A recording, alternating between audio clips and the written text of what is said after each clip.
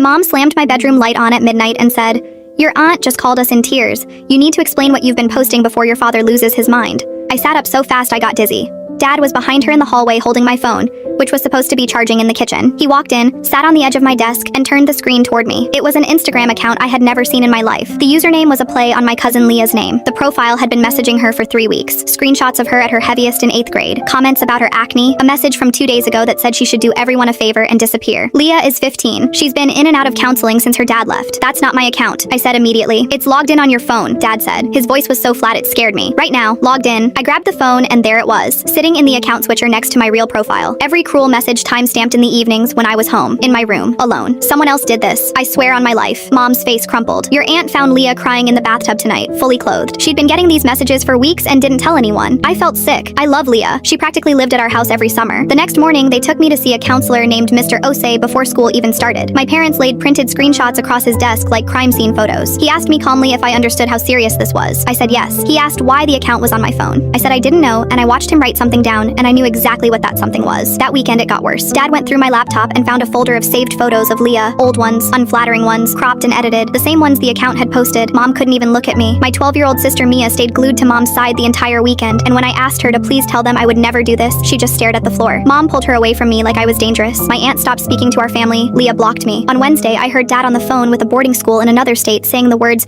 "We can't trust her in this house." Friday afternoon, they scheduled a family session at Leah's school with the counselor there and the district's IT coordinator, because the school was now formally involved. We all sat in a conference room, my parents on one side, my aunt and Leah on the other, Mia squeezed next to Mom, and me alone at the end of the table like a defendant. The IT coordinator, Ms. Grant, asked to see my phone. Then she asked for the account's email. Then she did something nobody else had thought to do in 3 weeks of destroying my life. She pulled up the account's login activity. The room was silent while she scrolled. Then she stopped. "This account has been accessed from 2 devices," she said slowly. "This phone and a tablet. Same home Wi-Fi network. Almost every login is from the tablet. The phone sessions only started 4 days ago." "I don't own a tablet," I said. My voice came out shaking. Ms. Grant kept reading. "The tablet logins happened between 9 and 11 p.m. The account was added to this phone last Sunday at 11:47 p.m. last Sunday, when I was asleep. When my phone charges in the kitchen, I turned and looked at Mia. Everyone did. She had gone completely rigid, and her eyes were filling up, and it was not the scared crying she'd been doing all week. It was the caught kind. "Mia," Mom whispered, "do you have a tablet?" She broke, sobbing, hiccuping, all of it pouring out at once. Dad's old tablet from the junk drawer. And the actual reason my life had been dismantled. Last month I told our parents that Leah had snuck Mia into a party with high schoolers, and Mia got grounded for 2 weeks and lost her phone. "You ruined my whole summer," she screamed at me. "Both of you did. You didn't even care." Nobody moved for a long time. Leah was crying. My aunt had her hand over her mouth. Then Dad stood up, walked around the table, and hugged me so hard it hurt, and I felt him shaking. On the drive home, he finally spoke. "That school we called," he said quietly. "Turns out we had the wrong daughter packed."